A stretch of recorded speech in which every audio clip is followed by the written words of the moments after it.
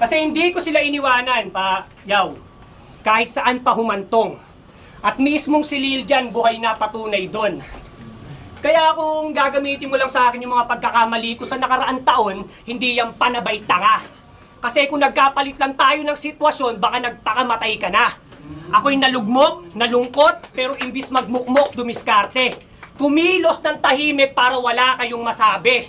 Oo, nawalan ako ng karir, pamilya, at ultimo mga kaibigan kong tinuring na gawa akong sirain, pababa akong hilahin, sistemang mapanlamon na ako mismo kinain, di ba sa kalsada kagaling? Pero kung usapang karanasan, wala kang pwedeng iyabang sa akin, kasi mas mabigat pa sa'yo mga binitbit kong pasanin, kaya ngayon tatanungin kita kung sinong mas subog sa atin.